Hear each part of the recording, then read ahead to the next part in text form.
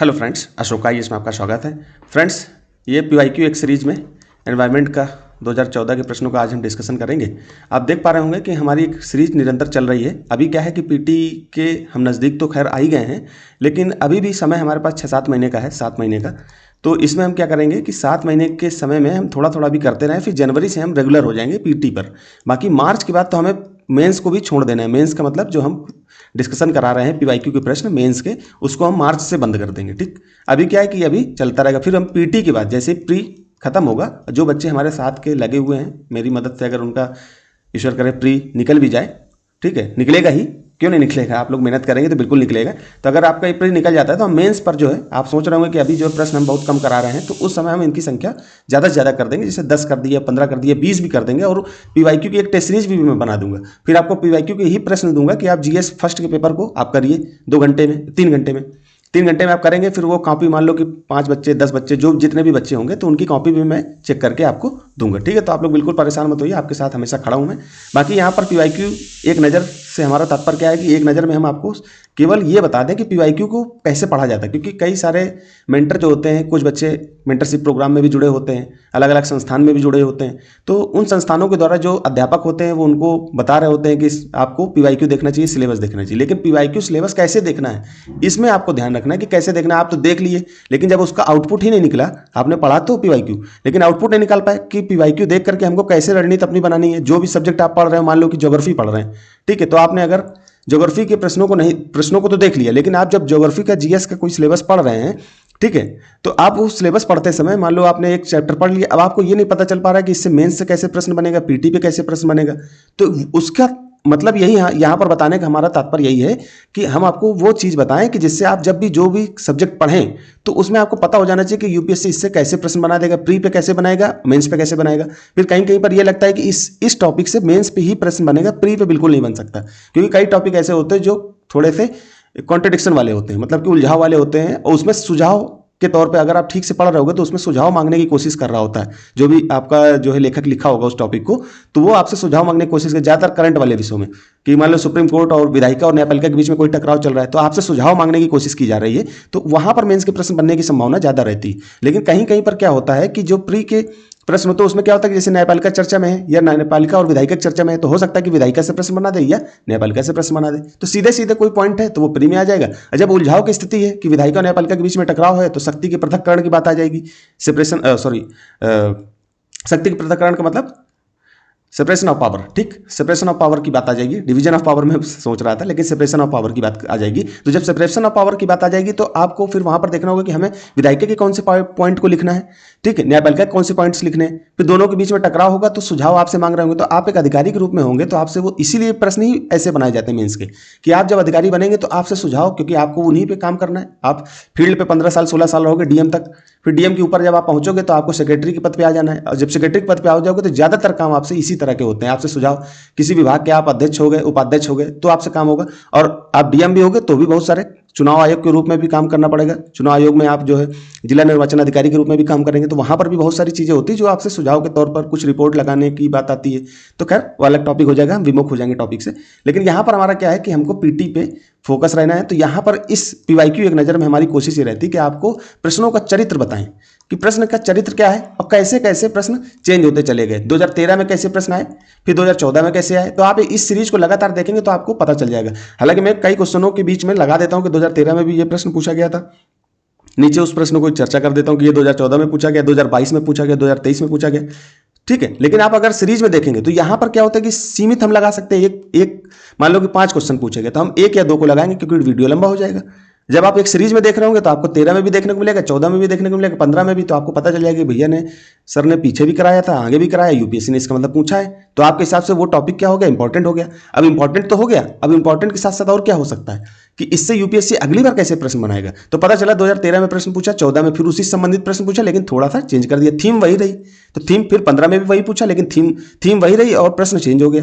तो आपको पता चलेगा कि ये टॉपिक हमारे लिए इंपॉर्टेंट है। मान लो कि इतिहास आप पढ़ रहे हो तो उसमें जैन बौद्ध बहुत ज्यादा इंपॉर्टेंट, हर साल उससे प्रश्न लगभग पूछ लिया जाता है, तो आपने इसको जो है तुरंत स्टार रेटिंग 5 दे दी कि ये स्टार रेटिंग 5 है। इसको हमको जब भी पढ़ना है तो इसको विशेष तौर पर पूछना है, क्योंकि हर बार थीम वही रहती है, यूपीएससी प्रश्नों की प्रकृति को चेंज कर देता है, तो हमको प्रश्नों की प्रकृति को पढ़ना है। अब आने वाले समय में मैंने एक बार पीछे चर्चा भी की एक वीडियो में डिस्क्रिप्शन में मैं लगा दूंगा। उस वीडियो में मैंने ये बताया कि प्रश्न कैसे कैसे चेंज होते चले गए। 2013 में कैसे कथन वाले प्रश्न पूछे जाते थे, फिर 2015 में, फिर 2023 में यकायक एक परिवर्तन आया। फिर उसके बाद जो है 2025 में भी कुछ परिवर्तन आया कि 3 कथन वाले प्रश्न दे दिया, मान लो ये प्रश्न दे दिया, फिर इसके बाद 3 कथन दे दिए, कथन नंबर 1, कथन नंबर 2 और कथन नंबर 3। ठीक, अब तीनों कथन के नीचे कूट दे देगा कि 1 2 सही और 2 1 की व्याख्या कर रहा है, फिर 2 3 सही और 2 और 3 1 की व्याख्या कर रहे हैं, फिर नीचे लिख देगा 3 सही, वो केवल 1 की व्याख्या कर रहा है। इस तरह से इस प्रकार की प्रगति चेंज हुई है। तो इस प्रगति को भी हमको समझना है अगली बार, क्योंकि देखिए 2022 में मैंने कुछ विद्यार्थियों को, कुछ साथियों को ये बोला था कि 2022 में, क्योंकि 5 प्रश्न जैसे 2023 में बहुत तगड़ा, मतलब पैटर्न के लेवल पे प्रश्न बहुत ज़्यादा टफ पूछा गया था, ठीक, 2023 में। तो मैंने कुछ बच्चों से बोला था 2022 के पेपर में कि 2022 में क्या हुआ था कि 2022 में केवल जो है 5 प्रश्न पूछे गए थे उस टाइप के, जैसे 2023 में आए थे। ठीक, इसमें 2022 में 5 प्रश्न पूछे गए थे। तो मैंने कुछ बच्चों से कहा था अगली बार यूपीएससी क्या करेगा, क्योंकि यूपीएससी देख रहा है कि बच्चे ज़्यादा इसमें आ रहे हैं। अब कुछ बच्चे जो बिल्कुल जो है पढ़ने में ठीक नहीं है, मतलब उनका लेवल ठीक नहीं है, और जबरदस्ती सोशल मीडिया से इधर उधर से देख करके फॉर्म फिल कर देते हैं और आ जाते हैं, संख्या बढ़ा देते हैं। तो यूपीएससी ने क्या किया कि ये 5 प्रश्न 2022 में पूछे ट्रायल करने के लिए, वो देखता है ना। और कुछ बच्चे नहीं समझ पाए, अगली बार उसने क्या कर दिया, 47-48 क्वेश्चन जो है, लगभग 45 के आसपास क्वेश्चन इसी टाइप के पूछ लिए। वो टाइप कैसा था कि मतलब आप 3 बात कथन रख दिए, पहले प्रश्न रखा, 3 कथन रख दिए, फिर नीचे कूट दे रहा है। कूट में कह रहा है केवल 1 सही, फिर केवल 2 सही, फिर केवल 3 सही, इस तरह से। या उपयुक्त में से केवल 2 सही, मतलब कि पहला कथन भी सही हो सकता है, या तीसरा कथन सही हो सकता है, या दूसरा कथन। तो मान लो कि पहला गलत है, तुमको कंफर्म पता होगा तो ही कर पाओगे, तो 2 कथन सही। तो इसमें ये नहीं पता चल रहा है कि 2 3, केवल 2 सही। अब ऊपर के कोई भी 2 हो सकता है। तो इसमें थोड़ी दिक्कत भी आती थी कि किसी बच्चे ने हो सकता है पहला और तीसरा समझ के लगा दिया, लेकिन दूसरा को समझ ही नहीं पाया, तब भी उसका भी सही हो जाएगा। और जिसने बिल्कुल करेक्ट लगाया दूसरा और तीसरा सही है, उसका भी सही हो जाएगा। तो थोड़ा सा इसमें दिक्कत होती है, लेकिन यूपीएससी ने इसको चेंज किया। ठीक, तो खैर हम ज़्यादा जो है बातें करने लगे। बातें क्या, ये इंपॉर्टेंट चीज़ें थी, और किसी किसी वीडियो में मुझे बतानी पड़ जाती हैं, तो फिर मैं बताऊंगा ही, क्योंकि मैं वही काम ही कर रहा हूँ आपके लिए। और हिंदी माध्यम के रिजल्ट को बेहतर से बेहतर साबित करना बच्चों, तो आप लोग मेरा साथ दीजिए और बिल्कुल मेहनत करिए। भले हमारे वीडियो जो है देखिए ना देखिए, मैं अलग चीज़ है, लेकिन कुछ चीज़ें जैसे देख के आप जाते हैं, तो यहाँ पर जो मैं स्ट्रेटजी बताता हूँ, पीवाईक्यू प्रश्नों की चर्चा करता हूँ, तो आप उनकी चर्चा करके आप लोग अपनी रणनीति उसी तरह से चेंज करके आप पढ़िए। ठीक है, सही दिशा में आप पढ़ोगे। देखिए पढ़ने के लिए बहुत कुछ है, और पढ़ना हमें बहुत कुछ नहीं पढ़ना, हमको उतनी लिमिटेड चीज़ें पढ़नी है जो हमारे काम की। तो यहाँ पर मैं काम की ही चीज़ें बताता हूँ, फालतू यहाँ पर कोई चर्चा ही नहीं होती। आप खुद देख सकते हैं पिछले मेरे किसी भी वीडियो में अगर मैंने फालतू किसी प्रकार की चर्चा की हो, तो आप बताइए कि मैं किसी चीज़ का प्रचार कर रहा हूँ या किसी चीज़ के बारे में बता रहा हूँ। मैं सिर्फ उन्हीं चीज़ों को बता रहा हूँ। स्ट्रेटजी जरूर बताता हूँ, हर वीडियो में थोड़ी स्ट्रेटजी बता देता हूँ कि बच्चे क्या होता है कि बिगनर बच्चे जो आते हैं, अब जो बच्चे कई साल तैयारी कर चुके हैं, 2-3 साल, तो उनको लगेगा कि क्या बकवास कर रहा है। लेकिन जो बिगनर होते हैं उनके लिए थोड़ा सा ये लगता है कि वो बच्चे ग्रामीण क्षेत्र से हैं, सोशल मीडिया चलाना तो जानते हैं, लेकिन उचित ढंग से नहीं चलाना जानते। एआई जान रहे हैं, एआई और एआई के कितने नुकसान हैं उनको पता ही नहीं है। ठीक है, तो ऐसी चीज़ों में हमारा यूट्यूब चैनल या हम मेंटरशिप के रूप में जो काम कर रहे हैं, उसमें हमारी मेंटरशिप उन बच्चों की सहायता में बहुत काम करेगी। ठीक है, तो फिर हमारी रणनीति का सर्वप्रथम हिस्सा सिलेबस होता है, तो हम पहले पाठ्यक्रम को देखेंगे।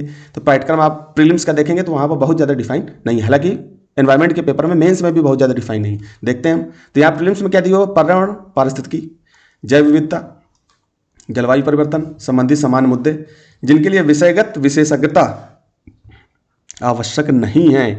ठीक है, ये चीज़ जरूर रखिए कि आप डीप में किसी चीज़ के बारे में नहीं पढ़ना है। पता चला कि आपके बारे में येलो टर्टल के बारे में आपको पढ़ना है।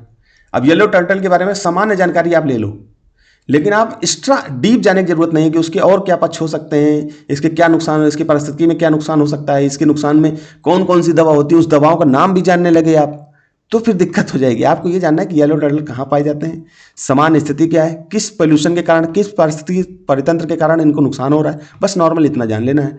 और यूपीएससी ने पिछले ईयर्स क्वेश्चन कुछ बनाया है क्या इससे, अगर बनाया है तो हम उसको देख लेंगे, हालांकि हम यहाँ पर दिखा ही रहे हैं आपको। खैर चलते हैं आगे। तो यहाँ पर देखिए मैंने मेंस के भी सिलेबस को ले लिया, क्योंकि यहाँ डिफाइन नहीं है, तो हम कोशिश करते हैं कि मेंस के सिलेबस को भी यहाँ पर थोड़ा सा देखें, क्योंकि मेंस में यूपीएससी ने अगर डिफाइन कर रखा है, तो यूपीएससी की प्रगति रही है कि वो मेंस के सिलेबस से भी कुछ प्रश्नों को प्री में भी डाल रहा है। तो आपको ने अगर प्री मेंस को साथ में तैयारी किया है तो इसका फायदा आपको मिलेगा। ठीक, बस थोड़ा सा ये होता है कि प्री और मेंस की तैयारी एक साथ करनी चाहिए, लेकिन जब प्री पास में आ जाए तो प्री पर ज़्यादा फोकस हो जाए, मेंस को थोड़ा सा किनारे दरकिनार कर दें। और जब मेंस पास में आ जाए तो प्री वाली जो फैक्चुअल चीज़ें हैं उनको थोड़ा सा कम कर दें। फैक्चुअल की जानकारी मेंस में हल्की फुल्की जरूरत होती है, बहुत ज़्यादा जरूरत नहीं होती। तो ये स्ट्रैटेजी आपकी पढ़ाई के स्तर पर तय होगी। तो हम जब जाएंगे थर्ड पेपर में जीएस के प्रश्न पत्र 3 में आएंगे तो वहाँ पर आपको ये मिलेगा टेक्नोलॉजी, प्रौद्योगिकी, आर्थिक विकास अर्थात अर्थव्यवस्था, जैव विविधता, ठीक, पर्यावरण एनवायरमेंट, इंटरनल सिक्योरिटी या सुरक्षा और आपदा प्रबंधन। तो आपदा प्रबंधन कि हमने खैर वहाँ पीवाईक्यू में चर्चा की थी मेंस में, वो अलग बात है। तो आप जब थर्ड पेपर में 13 नंबर टॉपिक में आओगे तो वहाँ पर सिर्फ एक लाइन लिखी है एनवायरमेंट के लिए, संरक्षण, पर्यावरण प्रदूषण, क्षरण, पर्यावरण प्रभाव आकलन। तो ये टॉपिक आपको विशेष तौर पे ध्यान रखने, और ये प्री पे भी फोकस रहता है, इनसे भी प्रश्न यूपीएससी बना देता है। संरक्षण से, पर्यावरण पोल्यूशन से, आप देखते हो ना कि PM 2.5 चर्चा में है, यूपीएससी ने उससे एयर क्वालिटी इंडेक्स, इससे प्रश्न बना दिए। इस तरह के प्रश्न यूपीएससी बनाता है। तो ये करंट में भी टॉपिक चलते हैं तो हमें करंट पे भी ध्यान देना है। तो ये पर्यावरण प्रभाव आकलन ये साफ साफ दिया हुआ, इससे यूपीएससी प्रश्न बना देता है मेंस में, तो उसको भी ध्यान रखना। तो खैर हम यहाँ पर अभी पीटी पे हैं तो हम पीटी की बात करेंगे। तो चलते हैं प्रश्न पे, ठीक। तो आपको पता चल गया ना कि हमको सिलेबस पहले देखना है, वो प्री का भी देखना है, मेंस का भी देखना है, क्योंकि प्री में भी कुछ ना कुछ चीज़ें मेंस की डाले रहते हैं। ऐसे यहाँ पर क्या है कि एनवायरमेंट में एक ही लाइन लिखी, कहीं पर 5 लाइन लिखी है तो उससे प्रश्न बनते हैं, ठीक। तो सीधे हम चलते हैं। अब देखिए यहाँ पर क्या कह रहा है एनवायरमेंट में, 2014 के प्रश्न है ये। यहाँ पर 2013 का हमने करा दिया था, 2014 का मैं कराने जा रहा हूँ। तो यहाँ पर क्या दिया है, निम्नलिखित कथनों पर विचार कीजिए। अब कह रहा है भारतीय पशु कल्याण बोर्ड। अब देखिए यहाँ पर मैं ये बताने जा रहा हूँ कि आपकी रणनीति क्या होनी चाहिए, पीवाईक्यू को देख करके आप आगे कैसे तैयारी करेंगे। अब 2026 का पेपर है प्रीलिम्स का, तो आप 2026 का पेपर जब देने जाएंगे तो आपको पता होना चाहिए कि हमको क्या क्या पढ़ना है। अभी आप पढ़ ही रहे होगे जीएस में चीजें, तो पीवाईक्यू नजर अभी देखने की जरूरत है। पीटी टाइम में आपको बहुत ज्यादा इसका फायदा नहीं मिलेगा, क्योंकि आपकी रणनीति पहले आपने पढ़ रखा। 15 दिन पहले आप ये देखोगे तो आपको फायदा थोड़ी मिलेगा। यहाँ पर फायदा केवल इस 15 दिन पहले आप अगर देखोगे तो फायदा केवल इतना ही मिलेगा आपको कि आपने इसको देखा, प्रश्न पढ़ा, पॉज किया और रोकने के बाद इसको सॉल्व कर लिया। बस थोड़ा सा फायदा प्रैक्टिस के तौर पर मिल सकता है, बाकी बहुत ज़्यादा फायदा नहीं मिलेगा। बाकी हम डिटेल एनालिसिस लेकर आएंगे, वो आपको पूरा फायदा देगा। उसमें हम प्रीलिम्स के क्वेश्चनों को बहुत अच्छे से डिस्कस करेंगे, और वो आपने 15 दिन पहले देख लिया तो आपको बहुत हद तक तैयारी आपकी हो जाएगी। खैर चलते हैं। अब यहाँ पर दिया हुआ है कि भारतीय पशु कल्याण बोर्ड पर्यावरण संरक्षण, अब देखिए संरक्षण दिया है, संरक्षण अधिनियम मतलब ये अधिनियम है, संरक्षण अधिनियम, इसमें पर्यावरण के संरक्षण की बात कर रहा है। तो यहाँ पर देखिए साफ साफ दिया संरक्षण मेंस में। अब आपको समझ में आया, प्रीलिम्स में भी, प्रीलिम्स में खैर डिफाइन नहीं है, ठीक। तो यहाँ पर हालांकि परिस्थिति से संबंधित है, पर्यावरण से संबंधित है, तो वो तो टच हो ही जाएगा। आप ऐसे तो टच करने के लिए कहीं से भी हम टच कर देंगे, वो अलग मैटर है, लेकिन यहाँ पर साफ साफ दिया हुआ है मेंस में, और यहाँ पर प्रश्न पूछ रहा है, तो इसलिए हमको मेंस के सिलेबस को बार बार ही देखना है, ठीक। तो भारतीय पशु कल्याण बोर्ड पर्यावरण संरक्षण अधिनियम 1986 के अधीन है। अब देखिए मैं यहाँ पर आंसर देने नहीं जा रहा हूँ, केवल आपको बता रहा हूँ कि यूपीएससी कैसे प्रश्न पूछता है। अब इसका मतलब ये है कि जब भी आपको करंट में पर्यावरण संरक्षण से संबंधित पर्यावरण संरक्षण अधिनियम कोई अगर चर्चा में चल रहा हो और कोई बोर्ड वगैरह चर्चा में है, तो आपको तुरंत उससे लिंक करना है कि ये किस मंत्रालय या किस अधिनियम के अंतर्गत आता है। तो एक आपको पॉइंट मिला। फिर उसके बाद राष्ट्रीय बाघ संरक्षण प्राधिकरण एक सांविधिक निकाय है। अब देखिए बाघ संरक्षण अधिनियम अभी 2022 चर्चा में था, ठीक, 2022 में, उससे संबंधित यूपीएससी ने एक प्रश्न बनाया था, आप देखोगे। फिर इसके बाद राष्ट्रीय गंगा नदी द्रोणी प्राधिकरण की अध्यक्षता प्रधानमंत्री करते हैं। ये सामान्य जानकारी, ये पेपर में बड़ी चर्चा में रहती है। तो जब आप नॉर्मल पेपर पढ़ रहे होंगे कोई भी, वैसे मेरी सलाह है कि द हिंदू ही पढ़िए, उसको कन्वर्ट करके किसी तरीके से, तो आपकी जो है फायदा आपको मिलेगा। बाकी आप मंथली मैगजीन पढ़ते हैं उससे भी करंट, और ये पूर्णतः जो है करंट बेस्ड ही पेपर है, ठीक। तो ऐसे आपको देखना है कि इसमें क्या कर सकते हैं। राष्ट्रीय गंगा नदी द्रोणी प्राधिकरण, तो इसका मतलब क्या हुआ कि आपको एक ध्यान में ये होनी चाहिए कि बोर्ड, प्राधिकरण बहुत ज्यादा पूछता है, ठीक। इनमें से ये पूछता है कि ये सांविधिक हैं, संवैधानिक हैं। पॉलिटी बताऊंगा तो इनके अंतर भी बता दूंगा आपको कि संविधिक क्या होता है, संवैधानिक क्या होता है, क्योंकि आप लोग तैयारी कर रहे हैं तो ये सब छोटे छोटे शब्द आपको पता होने चाहिए, आप सर्च भी करिए। तो संविधिक, संवैधानिक, वैधानिक, ठीक, ये सब चीज़ें आपको पता होनी चाहिए। तो ये बोर्डों में आपको ये देखना है कि बोर्ड कैसा, संवैधानिक तो नहीं है, संवैधानिक तो नहीं है, कहीं संविधान में तो कोई ऐसी बोर्ड या प्राधिकरण की चर्चा तो नहीं कर दी गई। फिर वैधानिक, तो ये आपको चर्चा। फिर उसके बाद ये राष्ट्रीय बाघ संरक्षण प्राधिकरण, ये चर्चा में काफ़ी रहता है, ठीक। बाघों की संख्या बढ़ती है तो इसका ध्यान आता है। फिर राष्ट्रीय गंगा द्रोणी प्राधिकरण, तो इनकी अध्यक्षता कौन करता है, इनके अध्यक्ष कौन होते हैं, ये सब चीज़ों में थोड़ा थोड़ा दिमाग लगाना है पढ़ते समय। तो जब आप पढ़ रहे होंगे टॉपिक तो इन सब चीज़ों को ध्यान रखना है, ठीक। संरक्षण अधिनियम, पर्यावरण संरक्षण अधिनियम, वायु प्रदूषण बोर्ड है ना, जल प्रदूषण बोर्ड, ये सब चर्चा यूपीएससी इनसे लगातार प्रश्न पूछता है, ठीक। तो आगे चलते हैं। फिर कह रहा है पारिस्थितिकी संवेदी क्षेत्र, अब इसको इंग्लिश भी देख लिया करिए, ठीक है, क्योंकि इंग्लिश देखोगे तो आपको थोड़ा सा फायदा मिलेगा। के संदर्भ में लिखित कथनों पर सही कथन क्या है इसके बारे में बताना है। तो यहाँ पर कह रहा है पारिस्थितिकी संवेदी क्षेत्र वे क्षेत्र हैं जिन्हें वन्य जीव संरक्षण अधिनियम 1972, फिर आ गया अधिनियम संरक्षण अधिनियम, वहां पर क्या पूछा, पर्यावरण संरक्षण अधिनियम, यहाँ पर वन्य जीव संरक्षण अधिनियम। अब देखिए बताइए, अब ये चर्चा में, ये साल में चर्चा में करंट में रहते हैं तो इनको ध्यान रखना है। तो आपको संरक्षण अधिनियम जाके ध्यान रखना है कि संरक्षण अधिनियम से यूपीएससी प्रश्न बनाता है। तो ये क्योंकि संरक्षण आपके मेंस में टॉपिक में यहाँ साफ साफ दिया भी हुआ, तो इन सब चीज़ों को थोड़ा सा ध्यान करके लिंक करके, अब ये कोई नहीं बताएगा क्योंकि उनको पता है ना कि हम सबको अगर पढ़ा देंगे, अगर सब अच्छे से पेपर कराएंगे तो हमारी कोचिंग मंडी नहीं बंद हो जाएगी। खैर आलोचना करना बनता नहीं, लेकिन गुस्सा तो आती है। खैर, तो राष्ट्रीय बाघ संरक्षण अधिनियम, हाँ सॉरी ये प्रश्न। फिर यहाँ पर पारिस्थितिक संवेदी क्षेत्र को घोषित करने का प्रयोजन उन क्षेत्र में केवल, अब देखिए केवल वाले प्रश्न होते हैं, उन पर भी थोड़ा ध्यान रखें। केवल कृषि को छोड़कर सभी मानव प्रक्रिया, अब यहाँ पर कॉमन सेंस भी काम करता है। तो आपको ये ध्यान रखना है कि हमको पढ़ना क्या है। तो यहाँ पर वन्य जीव संरक्षण अधिनियम, फिर इसके बाद ये पद जो शब्द है ये क्या है कि पारिस्थितिकी संवेदी क्षेत्र क्या होते हैं, eco sensitive zone, eco sensitive zone क्या होते हैं, अब इसके बारे में आपको ध्यान रखना है। ESZ, अब इसको जाके पढ़ो कि ये है क्या, इसके क्या है, ये वन संरक्षण अधिनियम के अधीन कैसे है, इन सब चीज़ों को ध्यान रखना है। ठीक है, ये छोटी छोटी चीज़ें हैं, कोई नहीं बताता है। इस तरह से अगर आप नहीं पढ़ोगे तो प्रीलिम्स में बहुत पीछे चले जाओगे, कभी प्रीलिम्स में सिलेक्शन नहीं होगा। साफ साफ सुन लीजिए, तो मैं बता रहा हूँ जैसे वैसे आप करेंगे तो बहुत आसानी से आपका प्रीलिम्स निकल जाएगा। ठीक, मैंने जो गलतियाँ की हैं उन्हीं को बार बार, क्योंकि मेरे पास एक अच्छा खासा अनुभव है, वो मैं आपके समझ साझा कर रहा हूँ, तो उसका फायदा ले लीजिए। फिर कुछ जाति, यहाँ पर निम्नलिखित कथनों पर विचार कीजिए। फिर ऐसे कथन जब भी हो तो नीचे ये भी देख लिया करिए कि ऊपर कथनों में से कौन सा सही है। अब यही सब चीज़ों का काम तो है मेरा बताना कि आपको कहाँ पर आप गलती कर सकते हैं। पता चला कि आपको पूरे प्रश्न आ रहा हो, बाद में आपने यहाँ नहीं देखा, पता चला आपने देख लिया कि सही नहीं है कहीं गलती से, आता हुआ क्वेश्चन गलत करोगा। ये यूपीएससी में जब आपको प्रश्न आ रहे होंगे तो बड़ी खुशी में ये गलतियाँ हो जाती हैं। ठीक है, तो यहाँ कुछ जाति के कीटों बरूथियों प्रचुर उद्भवन को नियंत्रित करने के लिए नीम तेल का प्रयोग कीटनाशक के रूप में किया जाता है। अभी आपको ये देखना है कि क्या होते हैं। नॉर्मल क्वेश्चन है कि आप गांव में भी आप रहते हैं तो ये सब चीज़ों को, नीम तेल का प्रयोग कीटनाशक के रूप में किया जाता है, ये सब चीज़ों को आपको ध्यान रखना है। फिर नीम के बीजों का प्रयोग जैव ईंधन, अस्पताल अपमार्जकों का निर्माण करने में होता है। फिर क्या, नीम के तेल का अनुप्रयोग औषधि उद्योग में होता है। अब आपको ये देखना है कि यहाँ पर नीम ही नहीं देखना है, आप जा रहे हो खेती करते हो, खेती में पिताजी या भाई कोई खेती करता है तो आपको ये ध्यान रखना है कि खेती में क्या, कौन सी खेती में क्या क्या होता है। ये जो गेहूँ है इससे क्या क्या हो सकता है। फिर ये देखो कि ये गेहूँ के जो परतें हैं इससे क्या बनाया जा सकता है। क्या इससे गेहूँ की जो खेती होती है तो उसमें गेहूँ तो हमें खाने के लिए निकलता ही निकलता है। फिर गेहूँ को सड़ा करके वाइन भी बनाई जाती है, बियर भी बनाई जाती है। तो इसका क्या लाभ होता है, नुकसान क्या होते हैं, क्या लाभ होते हैं। फिर एथेनॉल ब्लेंडिंग, पेट्रोलियम आपको पता चला। तो ये सब चीज़ों का प्रयोग देखना है कि एप्लीकेशन यूपीएससी अब काफ़ी चर्चा में रहा होगा, यूपीएससी ने उससे बना दिया प्रश्न। ठीक है, फिर क्या कह रहा है, वैज्ञानिक दृष्टिकोण का यह है, वैज्ञानिक दृष्टिकोण यह है कि विश्व तापमान पूर्व औद्योगिक स्तर से, ठीक है, 2% से अधिक नहीं बढ़ना चाहिए। यदि विश्व तापमान, विश्व का जो ग्लोबल वार्मिंग है, यह वैश्विक तापमान है, वो पूर्व औद्योगिक स्तर से 3 डिग्री सेल्सियस के पार पर बढ़ जाता है तो विश्व पर उसका संभावित असर क्या होगा। तो ये पूछता है, देखिए सुझाव।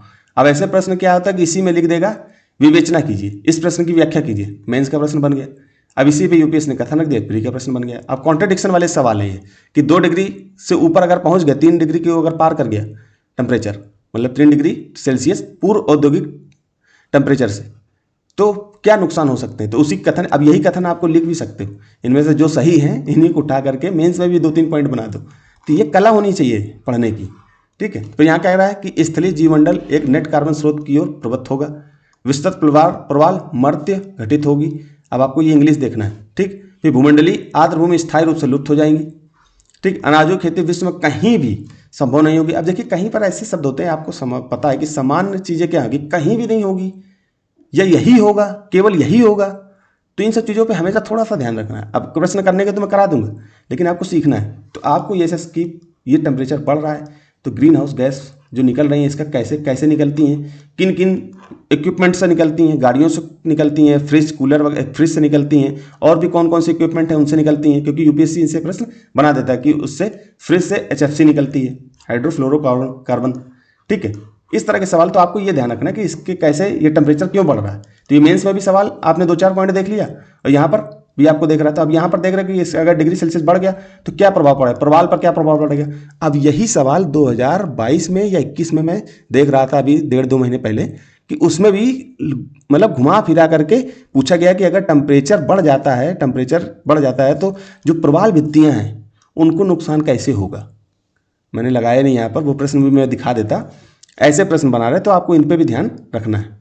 ठीक है, तो यहाँ पर हमारा मतलब क्वेश्चन कराना नहीं है, हमको ये कराना है कि आपकी पढ़ने की दिशा क्या होनी चाहिए। वीडियो सेशन थोड़ा सा लंबा हो जाएगा लेकिन मैनेज करना। फिर जैव विविधता के साथ साथ मनुष्य के परंपरागत जीवन के संरक्षण के लिए सबसे महत्वपूर्ण रणनीति निम्नलिखित में किस एक की स्थापना करने में निहित है। ठीक, जैव विविधता के संबंध में जैव विविधता पढ़ो, फिर इसमें ये शब्दावली पढ़ो कि ये जीवमंडल नीचे क्या होता है, रिजर्व क्या होते हैं, ठीक, वनस्पति उद्यान क्या होता है, ठीक, राष्ट्रीय उपवन या नेशनल पार्क जिनको बोलते हैं ये क्या होते हैं, वन्य जीव अभ्यारण्य क्या होते हैं, वाइल्ड लाइफ सेंचुरी क्या होती हैं, ठीक, ये वनस्पतिक बोटानिकल गार्डन क्या होता है, ठीक, इस तरह से ये बायोस्फीयर रिजर्व क्या होते हैं, इनके बारे में थोड़ा सा इंग्लिश भी देख लिया करिए। हालांकि मैं यहाँ तो बता ही रहा हूँ, लेकिन ये सब चीज़ों का साइंस है और एनवायरनमेंट है, इन विषयों को इंग्लिश में ज़्यादातर देखा करिए क्योंकि तभी थोड़ा सा समझ में ज़्यादा आता है। तो इनको पढ़िए, ये चीज़ें इन्हीं से यूपीएससी अगली बार इन्हीं पॉइंटों घुमा के फिर पूछ लेगा। बाकी जैव विविधता क्या होती है यहीं पर जान लो आप, बाकी एनवायरनमेंट पढ़ोगे तो आपको पता ही होगा काफ़ी चीज़ें।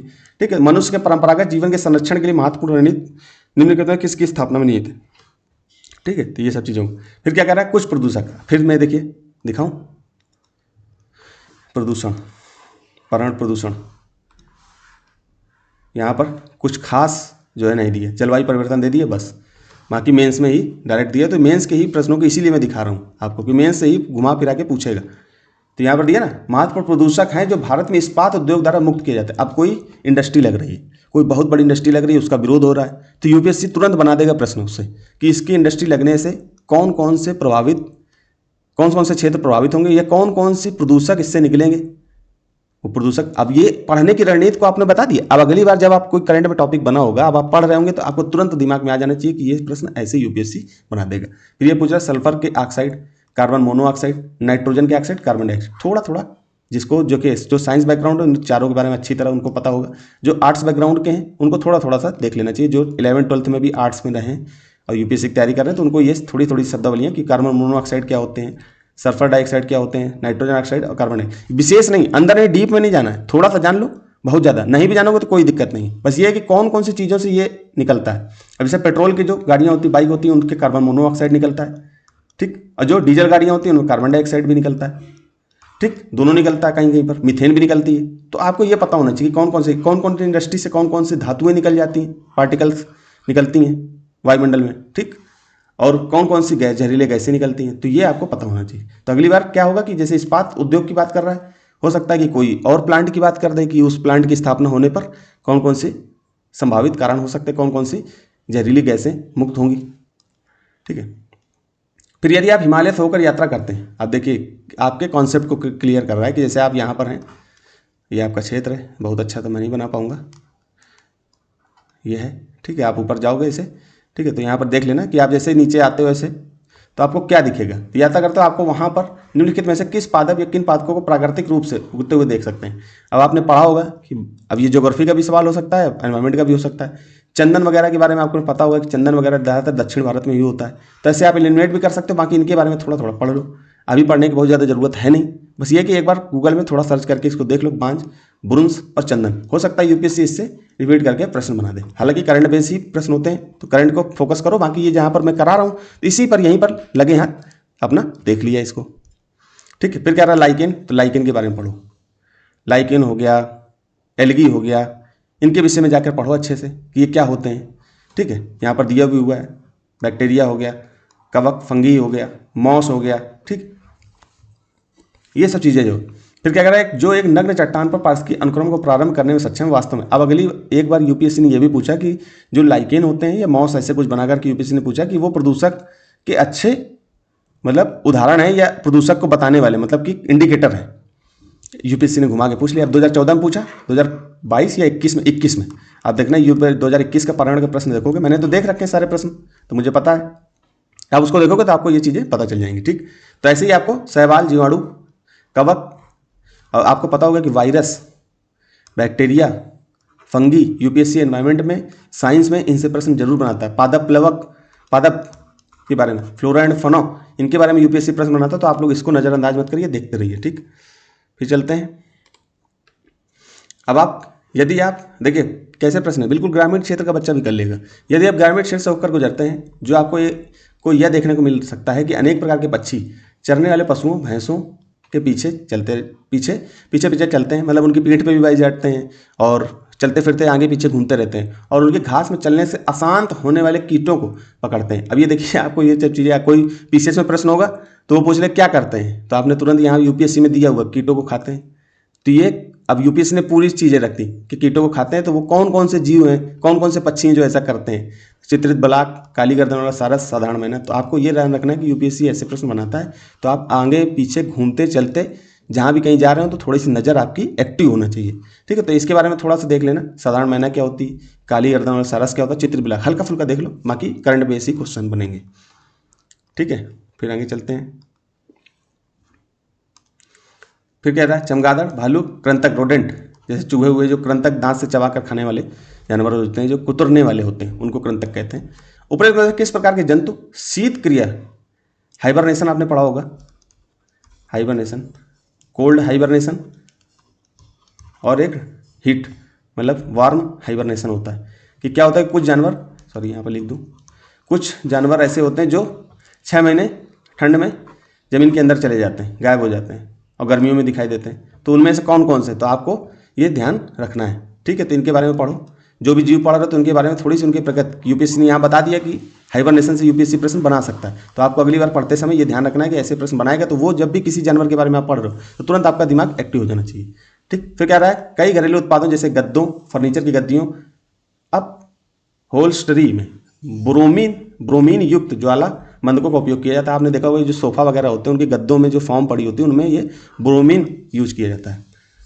ठीक है, तो इनका उपयोग कुछ चिंता का विषय, इससे क्या होता है कि ये प्रदूषक फैलाते हैं, इनमें से भी प्रदूषण निकलता है। तो उनमें पर्यावरण में निम्नीकरण के प्रति उच्च प्रतिरोधकता है, वे मनुष्यों पशुओं में संचित हो सकते हैं। अब ये प्रश्न आपको पता होना चाहिए क्या है, तो ये हम यहाँ नहीं बताने जा रहे, लेकिन आपको ये ध्यान रखना है कि ऐसे गद्दे, फर्नीचर, अगर कोई करंट में प्रदूषक चल रहा है तो उसके बारे में थोड़ा सा ध्यान रखना है। ब्रोमीन क्या होता है, ब्रोमीन युक्त ज्वालामंदक क्या होते हैं, थोड़ी थोड़ी एक्टिव रहना है, हल्का फुल्का जान लो, बाकी विशेष जानने की जरूरत नहीं है। चलते नीचे, फिर गंगा नदी डॉल्फिन में की समष्टि ह्रास के लिए शिकार चोरी के अलावा और क्या क्या कारण है। अब देखिए, शिकार तो आपको पता ही है कि नॉर्मल क्या होता है कि शिकार जानवरों का होता है, पक्षियों का होता है, तो उस पर रोक तो लगती लगती। उसके अलावा इनके विलुप्त होने के या कम होने के क्या क्या कारण हो सकते हैं, तो आप नॉर्मल भी लगाओगे। अब इसी पे यूपीएससी मेंस में प्रश्न बना सकता है कि क्या कारण है, विवेचना कीजिए या उसके कुछ बिंदु पर प्रकाश डालिए। इस तरह के प्रश्न बना देगा, आपको करना पड़ जाएगा। ठीक है, तो इस तरह से नदियों पर बांध और बैराज बनाने, तो ये कॉमन सेंस वाले प्रश्न है कि नदी डॉल्फिन को किससे नुकसान हो सकता है। नदियों में मगरमच्छों की समष्टि में वृद्धि, संयोग से मछली पकड़ने के जालों में फंस जाना, नदियों के आसपास के फसल खेतों में संश्लिष्ट उर्वरकों और अन्य कृषि रसायनों का इस्पात। अब देखिए, यहाँ पर मैं ये नहीं बताने जा रहा हूँ, अब आपको थोड़ा सा ये देखना कि नदियों के पास जो फसल उगाई जाती है उसमें जो भी उर्वरक डाले जाते हैं या कहीं पर भी डाले जाते हैं, भारत में कहीं पर भी किसी भी जगह खेती की जाएगी तो धीरे से बह करके वो मेन नदी में ही जा करके वो नाली मिल जाएगी। तो ये उद्योग से आने वाले प्रदूषक, खेतियों से आने वाले जो पेस्टिसाइड और भी चीज़ें जो डाली जाती हैं, कीटनाशक, उनको, ठीक है, तो वो सब चीज़ें जो है यहाँ पर आकर संचित होती है। तो यहाँ के जो जीव जंतु हैं यहाँ के इकोसिस्टम को प्रभावित करती हैं, नदियों की इकोसिस्टम को। तो कौन कौन सी चीज़ें प्रभावित करती हैं डॉल्फिन के लिए, तो ऐसे हो सकता है अगली बार किसी और मछली के बारे में पूछ ले या मगरमच्छ के बारे में पूछ ले। ठीक है, तो आपको ये ध्यान रखना है कि हम किसी भी जानवर को पढ़ें तो उसकी पारिस्थितिकी तंत्र के बारे में हल्का फुल्का जानकारी हो, उससे किस किस चीज़ों को नुकसान हो सकता है। फिर कह रहा है वेटलैंड इंटरनेशनल नामक संरक्षण संगठन के संदर्भ में कथनों पर विचार कीजिए। यह रामसर अभिसमय के हस्ताक्षर करता देशों। अब देखिए, कोई जो है संगठन चर्चा में है, संरक्षण फिर आ गया, संरक्षण। अब इसका मतलब मेंस के सिलेबस को यूपीएससी ध्यान रखना है कि संरक्षण वाली चीज़ें, पर्यावरण से रिलेटेड कोई भी चीज़ चर्चा में है तो हम उससे यूपीएससी प्रश्न बना देगा। थोड़ा वीडियो लंबा हो जाएगा लेकिन ये चीज़ें काम की। ठीक है, तो वेटलैंड इंटरनेशनल से अब आप कोई संगठन का चर्चा में है तो आपको थोड़ा सा उस पर ध्यान रखना पड़ेगा। ठीक है, फिर इसी प्रकार की यह ज्ञान के विषय विकास और संग्रहण के लिए तथा व्यवहारिक अनुभव का बेहतर नीतियों हेतु समर्थन करने के क्षेत्र पर कार्य करता है। इसको थोड़ा सा जानकारी रखनी कि ये क्या होता है। ऐसे कोई भी संगठन चर्चा में, IUCN चर्चा में, साइट्स चर्चा में, IUCN साइट्स, तो ये चर्चा में, तो इनके बारे में थोड़ा थोड़ा जानना है। ठीक, इस तरह से। फिर अब देखिए टाइगर रिजर्व अभयारण्य और ये सब चीज़ें जो है पूछी जाती है। नेशनल पार्क पूछ लिया गया, ठीक है, जयमंडल नीचे पूछ लेगा। तो ये सब चीज़ें आपको ध्यान रखनी है कि कैसे पढ़ाना, कौन से क्षेत्र में पाई जाती हैं। तो यहाँ पर देखिए पूछ लिया कि दामफा टाइगर रिजर्व कहाँ है, गुमटी वन्य जीव अभयारण्य कहाँ है, सारामती शिखर कहाँ है। तो ये सब चीज़ों को ध्यान रखना है आपको। तो टाइगर रिजर्व, जैसे टाइगर रिजर्व पढ़ लिया, नेशनल पार्क पढ़ लिए, बायोस्फीयर रिजर्व पढ़ लिया, ठीक है। इस तरह से जो है, ये इनको पढ़ते समय ये किन क्षेत्रों में, इनके आसपास, अब आगे वाले समय में ये मिलाने को नहीं दे रहा है, पूछ लेगा कि इनसे निकलने वाली कौन सी नदी है, ठीक है। ब्रह्मपुत्र क्षेत्र में या असम वाले क्षेत्र में निकले तो उसके बीच से कौन सी नदी निकल के जा रही है, ब्रह्मपुत्र निकल रही है कि कोई और निकल रही है, स्थानीय नदी के बारे में पूछ लेगा। जब आप इनको पढ़ो तो थोड़ा सा ध्यान रखो कि इनसे यूपीएससी प्रश्न बना देगा, क्योंकि अभी क्या हो रहा है कि ये 2014 में प्रश्न थे तो इनसे पूछ रहे डायरेक्ट कि ये कहाँ है ये रिजर्व। अब ये जान गया कि ये पढ़ लेते हैं बच्चे, तो अगली बार क्या करती है, इसके बीच से कौन सी नदी जा रही है, या कोई स्पेशल क्षेत्र पूछ लेगा कि यहाँ पर कौन सा ऐसा औद्योगिक स्थल है, ऐसे पूछ लेगा, ठीक है। फिर भूमंडलीय पर्यावरण सुविधा,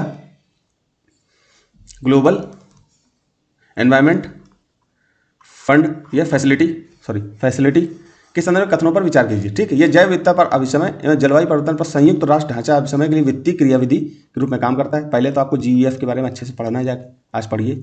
फिर भूमंडलीय स्तर पर पर्यावरण के मुद्दों पर वैज्ञानिक अनुसंधान करता है। ओईसीडी के अधीन एक अभिकरण है, अब आपको ओईसीडी भी पढ़ना है कि ये क्या है, ठीक है, जो अल्प विकसित देशों को उनके पर्यावरण की सुरक्षा के विशिष्ट उद्देश्य से प्रौद्योगिकी और निधियों का अंतरण सुकर करता है, मतलब आसान बनाता है, ठीक है। तो ये आपको जीएफ पढ़ना है, यूपीएससी ये काफ़ी कोर टॉपिक है, और ओईसीडी पढ़ो ये क्या है, फिर इसको प्रश्नों को करना, ठीक। तो देखिए यहाँ पर मैं आपको रणनीति बढ़िया से बता दे रहा हूँ, आप इसको अगर कर लोगे तो आराम से आपका ऐसे ही केवल आप 7 महीने जैसे मैं बताता चला जाऊँ। अब मैं इसको सोच रहा हूँ कि डेली लाऊं, अगर आप लोग कमेंट करेंगे तो मैं डेली इसको लाऊंगा। तो अगर आप इसको कर लेंगे, इसी के आधार पर जैसे मैं टॉपिक बताता जा रहा हूँ, आप पढ़ते जा रहे हैं डेली, तो पहले तो आपका डेली काम पूरा हो जाएगा। जब आप एग्जाम दे रहे होंगे तो पहली बात तो एक नज़र आप देख के चले गए, और टॉपिक उसी हिसाब से जैसे मैं पढ़ा रहा हूँ, और पिछली वीडियो में मैंने सारी चीज़ें बताई हैं, इस तरह से अगर करते रहे तो आपका आराम से जो है प्रीलिम्स में आपको ये समझ में आ जाएगा कि सर ने जो चीज़ें बताई मैंने की, उसका फायदा मिला, ठीक। फिर क्या कह रहा है, बम्बई नेचुरल हिस्ट्री सोसाइटी के संदर्भ कथनों पर विचार कीजिए। यह पर्यावरण वन मंत्र, आप देखिए कि कोई भी संगठन है, कोई भी सोसाइटी इस तरह की है, अगर वो चर्चा में है तो वो पहली बात किस मंत्रालय के अधीन, यूपीएससी सबसे पहले ये मंत्रालय जरूर पूछता है, तो आपको किस विभाग के अंतर्गत आती है, ठीक। तो ये सब चीज़ों को ध्यान रखना, तो यूपीएससी से पूछ रहा है। फिर ये स्वायत्त है या किसी मंत्रालय के अधीन है, ये कुछ है, या मतलब काम करने के लिए इसको किसी प्रकार का दबाव काम नहीं करता है, इस तरह से चीज़ें यूपीएससी पूछती। यह क्रिया आधारित अनुसंधान, शिक्षा एवं लोक जागरूकता के माध्यम से प्रकृति को बचाने का प्रयास करता है। यह आम जनता के लिए प्रकृति खोज यात्राओं एवं शिविरों का आयोजन एवं संचालन करता है, ठीक। अब इसी संबंधित यूपीएससी प्रश्न बना देगा अगली बार, ठीक है। तो ऐसे पढ़ना आपको, आराम से आपका हो जाएगा, बिल्कुल परेशान होने की जरूरत नहीं है। तो यहीं तक रखते हैं दोस्तों, ठीक है। इसके बाद जो है हम कल फिर साइंस टेक का भी वीडियो लाएंगे, आप लोग देखिए, ठीक है। तो वीडियो लंबा हो गया, लेकिन आप लोग अगर मैनेज करेंगे तो आराम से हो जाएगा। तो यहीं तक रखते हैं दोस्तों, धन्यवाद।